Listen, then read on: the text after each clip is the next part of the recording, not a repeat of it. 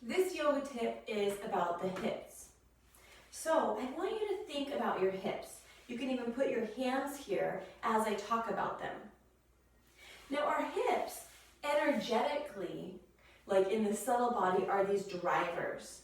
They are driving us because this is where we hold a lot of our internal desire. And so through our desire, we go. We go after the things that we want.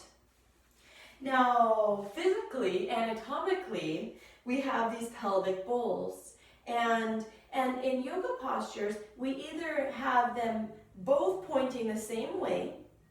And so here, in a standing position, both of our hips have the same orientation.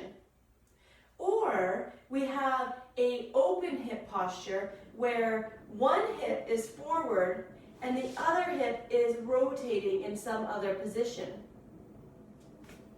I like to think of this like headlights. If you had two lights on your hips, then both lights would be pointing straight forward, or one light would be pointing forward and the other light would be scanning out into the limitless possibilities of connection through love.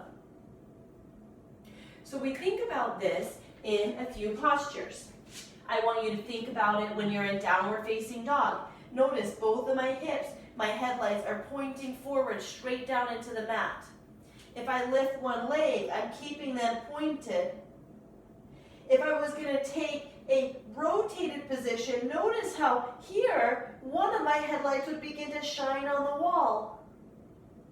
Now bring your headlight back down, squaring it off. If you came into high lunge, both of your headlights would be pointed forward.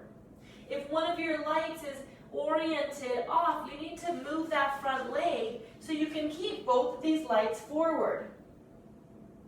If you're coming into a warrior position, notice one light's forward, one light shines out.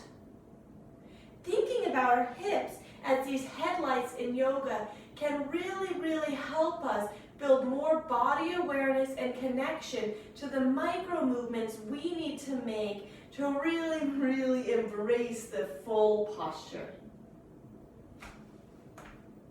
Tip of the week, think of your hips as headlights. Enjoy.